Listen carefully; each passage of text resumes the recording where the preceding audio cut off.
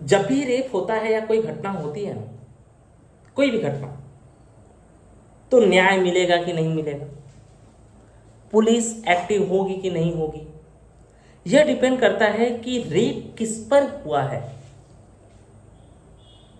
या फिर अन्याय किसके साथ हुआ है। और सिर्फ यह आज की बात नहीं है, जब से मानव समाज का निर्माण हुआ, from the time when human started, homo sapien started, और अनटिल अनलेस जब तक मानव समाज रहेगा तब तक यह हमेशा होता रहेगा। माफ कीजिएगा दोस्त, मैं कोलकाता मर्डर केस को और कोलकाता रेप केस को अलग नजरिए से नहीं देखना चाहता। मैं उसको उसी नजरिए से देखना चाहता हूं जिस नजरिए से चाहे अनचाहे हमारा समाज देख रहा है। एक चीज बताइएगा, बहुत पहले की घटना नहीं बता रहा हूं मैं, 6 महीने पहले की घटना, कई लोगों को तो याद भी नहीं होगा कि पुणे में रात को सड़क पर अपनी 2.5 करोड़ की कार लेकर एक लड़का निकलता है, और निकलने के बाद वह 2 लोगों को मार देता है, और पुलिस उससे ऐसे लिखवा के उसको छोड़ देती है। याद है ये घटना? मुझे एक स्टेटमेंट याद है भगवान श्री कृष्ण का, मैं भगवान का नाम तो कम पसंद करता हूँ। उनसे जब पूछा जाता है कि हे प्रभु यह बताइए कि इसमें मेरा जो यह देश है, उस देश की क्या गलती है कि इस कुरुक्षेत्र में वह अपनी आहुति देने जा रहा है। विदुर के द्वारा यह पूछा जाता है उनसे। विदुर कहते हैं कि हे प्रभु यह बताइए, आप ठीक है, दुर्योधन ने द्रौपदी का चीरहरण किया, भीष्म पितामह कर्ण और द्रोणाचार्य शांत रह गए, दुर्योधन के साथ ही उनके साथ रह गए, इसका सजा तो उनको मिलेगा, यह कन्फर्म है। लेकिन हमारी हस्तिनापुर ने क्या किया है? प्रभु का एक स्टेटमेंट मुझे बड़ा प्यारा लगा, और जब मैंने यह देखा कि ब्राह्मणों के ऊपर कभी अत्याचार हुआ, तो मैंने यह जरूर पाया कि उसमें ब्राह्मणों का भी हाथ था। श्री कृष्ण ने कहा था कि क्या यह हस्तिनापुर दुर्योधन का हाथ रोकने आई थी? क्या यह हस्तिनापुर महाराज धृतराष्ट्र के विरोध में खड़ा हुई थी? अगर नहीं, तो दुर्योधन की साड़ी खींचने वाले हाथों में हस्तिनापुर के एक एक बच्चे का हाथ है। डियर फ्रेंड्स, एक चीज़ तो आपको पता ही होगा कि किस तरह से भारतवर्ष में मुगलों के द्वारा, अंग्रेजों के द्वारा, और उससे पहले भी न जाने किनके द्वारा घनघोर अत्याचार किए गए थे। भारत के लोगों को पता ही नहीं चला कि वो गुलाम हैं कई साल तक। जब उनको पता चला कि हाँ वो गुलाम है, तो उसके बाद वो गुलामी का वो आज़ादी की लड़ाई शुरू करते हैं, और उसको भी पहले एक ब्राह्मण ही शुरू करता है। जानते हैं क्यों? क्योंकि हमारे यहाँ की जो ST SC कैटेगरी है, जिनको हम शेड्यूल ट्राइब कहते हैं, उनको तो पता ही नहीं चला ना कि वो कभी गुलाम हुए। उनको क्यों नहीं पता चला वो कभी गुलाम हुए? क्योंकि वो गुलामी तो ऐसे भी पंडितों की कर ही रहे थे, ठाकुरों की कर ही रहे थे। अब आ गए अंग्रेज। जो अत्याचार उनके ऊपर पहले से हो रहा था, वही अत्याचार तो उनके ऊपर अभी भी हो रहा है। They were used to for that, so why they are going to say कि मुझे फ्रीडम चाहिए, मुझे फ्रीडम चाहिए। इसलिए जब पहले युद्ध में अंग्रेजों के द्वारा राजा को हराया जाता है और जुलूस निकाला जाता है, तो उस समय वहाँ के ST SC तालियां बजा रहे थे। क्यों? उनको तो लग रहा था कि यार कोई और की जगह कोई और आएगा और कंडीशन तो वही सेम रहेगा। लेकिन जाने अनजाने यह हम ब्राह्मण क्षत्रियों ने ही तो गलती की थी। और रही बात कोलकाता मर्डर केस की, भाई न्याय मिले, लेकिन पता तो चले कि अन्याय किया किसने था। और पता कैसे चले? सीबीआई का बाप आ जाए वहां पे, सारी जो भी सबूत थी उससे छेड़छाड़ कर दी गई। खुलेआम अस्पताल का डीन फोन करके बोल रहा है कि आपकी बेटी ने सुसाइड किया। मतलब बेटी अर्धनग्न अवस्था में मिली, उसके आंखों में चोट है, उसके नाक से खून बह रहा है, आंखों से खून बह रहा है, पूरे शरीर का कोई एक ऐसा हिस्सा नहीं है जिस हिस्से पे उसके वार न किया गया हो, और मेडिकल कॉलेज के अंदर जो इस चीज को पढ़ते हैं उन्होंने बॉडी देख के बता दिया कि ये सुसाइड कर रहा है। चूतिया बना गया क्या तुम? और ये जो कैंडल मार्च है और बाकी मार्च है और फलाना ठिकाना मार्च है, इससे होना क्या है? मैं तो कहता हूँ हथियार उठाओ। हाँ बिल्कुल, मैं कहता हूँ हथियार उठाओ, बट समस्या यह है कि किसके खिलाफ उठाओ, यह भी तो पता चले। क्योंकि इस केस का क्या होने वाला है, मैं पिछले 5 से 6 साल के अंदर, 8-10 साल के अंदर जितने भी केसेस हुए, मैं एक एक का नाम गिनवाता हूं। आप बताइए क्या हुआ है। आपने आरुषि मर्डर केस का नाम सुना होगा, क्या हुआ था? कुछ नहीं, कुछ भी नहीं हुआ। चलिए, आरुषि मर्डर केस तो बहुत बड़ी बात होगी। आपने लाल बहादुर शास्त्री का नाम सुना होगा, वही जो हमारे देश के प्रधानमंत्री थे। जब लाल बहादुर शास्त्री जैसा व्यक्तित्व, जो कि हमारे देश का पीएम था, आज तक उनको न्याय नहीं मिल पाया। जिस समय यह अन्याय हुआ था, उस समय के जितने भी लोग थे, शायद उनमें से कोई आज के डेट में जिंदा हो। तो आप सोचते हैं कि आरुषि और कोलकाता और हमें और आपको और फलाने और ठिकाने को न्याय मिल जाएगा। Very good. पागलपंती है ये। तलवार उठाना पड़ता है इन चीज़ों के लिए। आज के डेट में गन उठाना पड़ता है इन चीज़ों के लिए, तभी न्याय मिलता है, या फिर आप बहुत ज़्यादा पैसे वाले रहिए।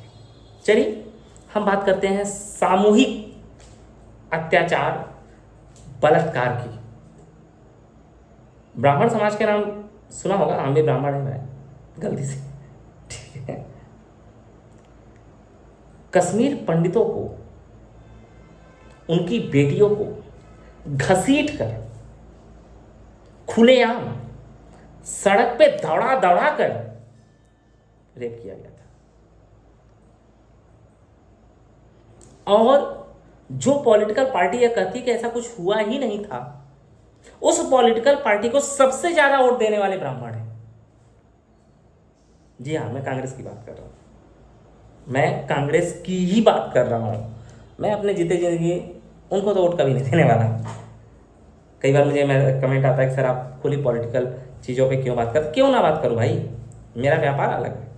मेरा प्रोडक्ट आप खरीदते हो, आपको फ़ायदा होता है तो, नहीं खरीदते हो अगर आपको फ़ायदा नहीं होता है तो। आपके अपने विचार हैं, मेरे अपने विचार हैं, या मेरा चैनल है, मैं अपने विचारों को इस पर रखता हूँ। यस ऑफकोर्स, मैं टीचरों की ही बात करता हूँ। आगे चल के इस पर डॉक्टर, सॉफ्टवेयर इंजीनियर और एग्रीकल्चर की भी बात करने वाला हूँ 6 महीने के अंदर, क्योंकि बाकी काम भी मेरे लगातार शुरू हो चुके हैं, लेकिन अभी उतना एक्सपीरियंस नहीं हुआ जितना मुझे कोचिंग इंडस्ट्री का है। बट उसके साथ साथ कभी ऐसे ऐसे टॉपिक आते हैं जो दिल को दहला देते हैं, तो उसके बारे में भी बात करने का मन करता है। मुझे पता है कि मेरा यूट्यूब चैनल मोनेटाइज थोड़ी होने वाला है यार। मैं टीचर, मुझे मोनेटाइज करना होता तो मैं बायो और इकोनॉमिक्स पढ़ाता है इस यूट्यूब पे, जिसमें पढ़ाता हूँ वो मोनेटाइज हो चुका है। यहाँ तो मैं विचार रखता हूँ, मैं यहाँ पे कोई अभिषेक दुबे पैदा करना चाहता हूँ, क्योंकि मैं कितना डरपोक था यह मुझे खुद पता है। आज के साल भर पहले मैं कितना डरपोक था, मेरी कितनी बढ़ती थी, मुझे पता है। और इन 1 सालों में, इन 6-8 महीनों में, खासकर पिछले 5-6 महीनों में, जब से किसी ने मेरा हाथ पकड़ा और मैंने उसको वहीं पे खमचना शुरू कर दिया, तब समझ में आया कि नहीं दिलेरी क्या होती है। और उसके बाद से मेरे अंदर सारे डर निकल गए। क्या करो, ज़्यादा मार दो, ऐसे कौन सा जिंदा रहना है, वो ज़्यादा। कश्मीरी पंडित भगाए गए, मारे गए, लपेटे गए, बलात्कार किए गए, और आज भी बंगाल में हो रहा है, आज भी बांग्लादेश में हो रहा है, आज भी पाकिस्तान में हो रहा है, आज भी केरला में हो रहा है ना, आज भी केरला में हो रहा है ना। और जो उनका खुद का समर्थन करता है वो अयोध्या की सीट भी नहीं जीत पाया था, सॉरी माफ कीजिएगा, जो उनका खुद का समर्थन करता है वो अयोध्या में भी नहीं हारा था। हमें बायो में पढ़ाया गया है सर्वाइवल ऑफ फिटेस्ट। पहले सर्वाइव करना तो सीखो। टमाटर और रोटी और प्याज आ जाएगा, लेकिन जब जिंदा ही नहीं बचोगे तब कहां से जाओगे, कहां जाओगे? पूरे जम्मू कांड में पूरे जम्मू कांड में उसका मेन अपराधी जिसने प्रॉपर यूट्यूब पे यह कहा था कि हाँ मैंने ही किया था यह कुकांड, उसको हमारे मनमोहन सिंह हाथ मिला कर बाकी वो तो बस नहीं चलता, अदरवाइज भारत रत्न दे देते।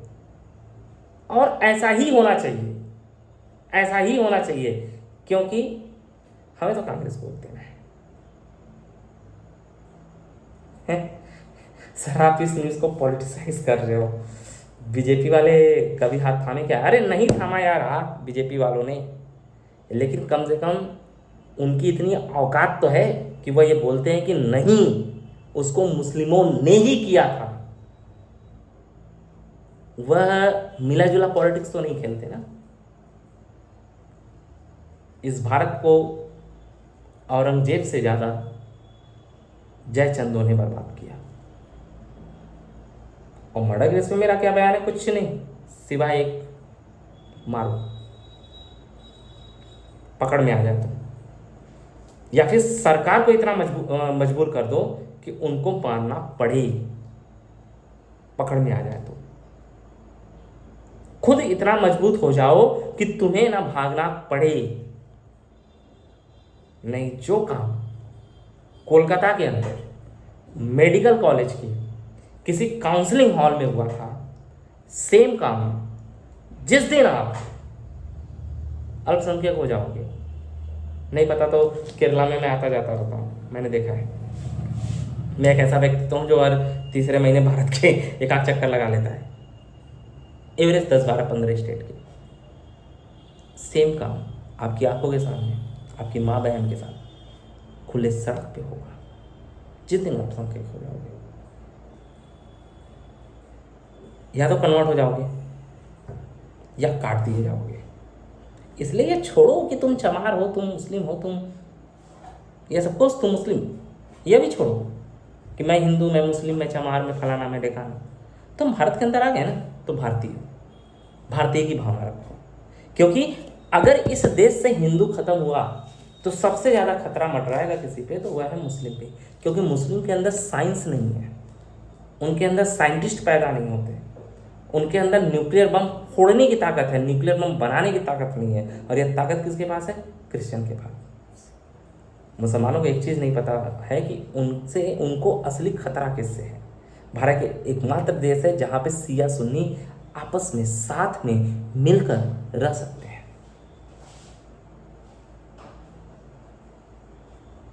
और यही मुसलमान, सेम मुसलमान किसी भी क्रिश्चियन देश में आपस में मिलकर नहीं रह सकते। तुम हर क्रिश्चियन देश से मारे जाओगे। हम क्या हैं? हम तो या तो कटेंगे या कन्वर्ट होंगे, लेकिन उसके बाद तुम्हारी जो दुर्दशा होगी वो देखी नहीं जाएगी। विश्वास ना हो तो अफगानिस्तान देख लो, विश्वास ना हो तो पाकिस्तान देख लो, अबे चाइना देख लो यार। तुम्हारे बाप दादाओं की औकात नहीं है चाइना पे बोल दे, वह चाहे कोई भी हो, वह OCB OBC क्या क्या है, अफगानिस्तान फलाना फलाना, दुबई और बम्बई, पता नहीं क्या क्या, कोई नहीं बोल सकता। और चीन में हो रहा है ना, दाढ़ी उपार उपार के मारा जाता है, मस्जिदों को तोड़ दिया जाता है, नमाज नहीं पढ़ने दिया जाता। हो रहा है ना, चीन में यही हो रहा है भाई, चीन में यही हो रहा है। ये तो हमारा देश है जहाँ पे तुम सुरक्षित हो और हम चूतिया तुमको मिल गए हैं। न्याय हमेशा बाहुबलियों को ही मिलती है, कमजोर सिर्फ और सिर्फ अन्याय सहने के लिए पैदा हुए थे, पैदा हुए हैं और पैदा होते रहेंगे।